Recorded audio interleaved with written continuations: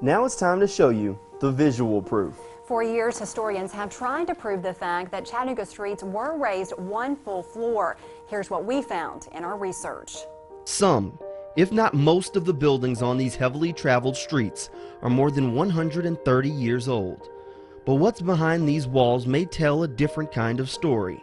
Did these buildings always have basements, or was this old stone and brick at one time a grand entrance with front doors and windows throughout? Jamal Williams and I suit up and dig deeper to find out. Welcome to some of the oldest, most mysterious and historic basements in downtown Chattanooga.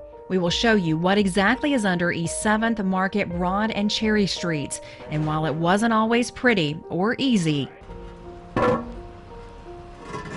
it's an adventure we won't soon forget. So we're in downtown Chattanooga, right underneath Broad Street, and this wall right here, some even believe this might have been the entrance into underground Chattanooga.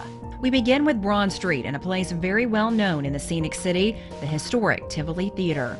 Just a few steps down in an adjacent basement, we learn more about a bizarre basement. Down these stairs is a room that's used as a tornado shelter. Many of the older buildings here in Chattanooga have archways like this one in their basement that people believe may have been windows prior to the city being raised. Appears to be an old window front. Jason McGlowan is a structural engineer and has been through many of these old buildings most consider underground Chattanooga. He also works in new construction and claims every time he starts a new job in downtown Chattanooga, crews spend hours digging out foundry silt. There would be no reason to put a window underground with the street level being up here unless at one time the street level was down here lower. Throughout our research, we stumbled upon many of these arches. Jason believes they were at one time windows. So you think this could have been the first floor, possibly?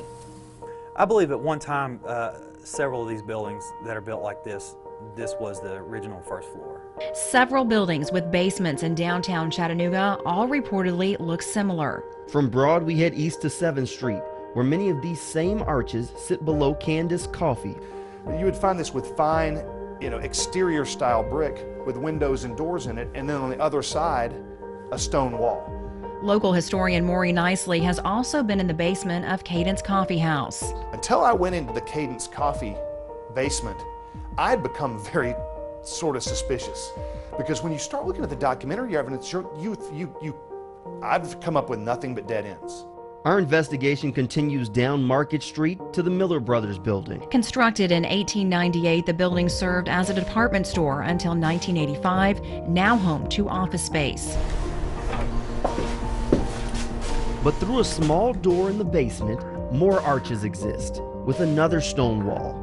Could they be coal chutes from the past, or windows? Just a few blocks down the road on Market Street is the Sports Barn and Big River Grill.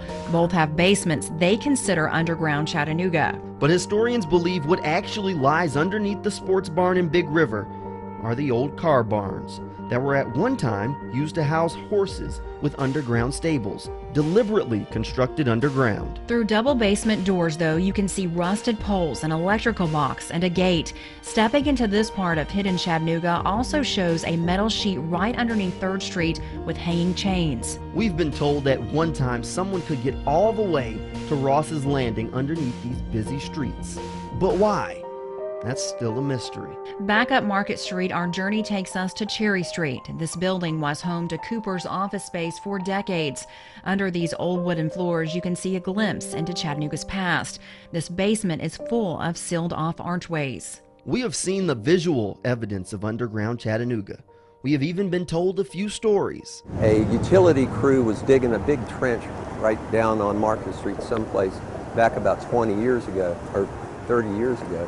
And they came across a tree that had been cut off, so the trunk was still there and the roots were into the ground 10 feet down. These eerie stories also lead us to believe underground Chattanooga does exist. But how could a community using dirt or foundry silt raise an entire city one full floor? Think there would be newspaper records. I mean, if we did this massive buildup of the city streets, you'd see newspaper records. You'd probably see, city council records of, a plan to do this. Over the last 50 years, historians have dug through the records, trying to kick up some dust and solve the underground Chattanooga mystery once and for all. So now what about the historical evidence? That brings us to the next piece of the puzzle at the Chattanooga Library, where we spent countless hours trying to validate if there really was an underground Chattanooga. Join us tomorrow night to find out.